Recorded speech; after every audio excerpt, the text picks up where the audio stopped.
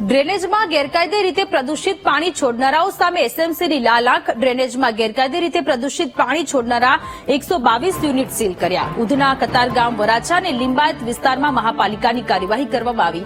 છેલ્લા 6 મહિનામાં 500 થી વધુ પ્રદૂષિત પાણી છોડનાર યુનિટ સીલ કર્યા છે. સીલ કરાયેલા એકમોની માહિતી ગુજરાત પ્રદૂષણ કંટ્રોલ બોર્ડને મોકલવામાં આવી. સુરત મહાનગરપાલિકા દ્વારા હાલમાં વિવિધ ઔદ્યોગિક વિસ્તારોમાં ઔદ્યોગિક એકમો દ્વારા ગેરકાયદેસર રીતે કેમિકલ અને કલરયુક્ત પાણી છોડવામાં આવી રહ્યું છે.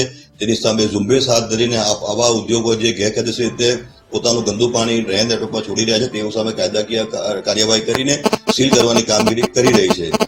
આવા ગેરકાયદેસર કલર અને કેમિકલયુક્ત પાણી છોડવાના કારણે સુરત મહાનગરપાલિકા ડ્રેનેજ નેટવર્કને, લોકોના આરોગ્યને, સુરત મહાનગરપાલિકાના સીવેજ ટ્રીટમેન્ટ પ્લાન્ટને અને ટર્શરી ટ્રીટમેન્ટ પ્લાન્ટને પણ નુકસાન થવાની સંભાવના થતી હોય સુરત મહાનગરપાલિકાએ આ તમામ ફરિયાદોને ગંભીરતાથી લઈને આવા એકમો સામે સીલ કરવા જેવી કાર્યવાહી કરી છે.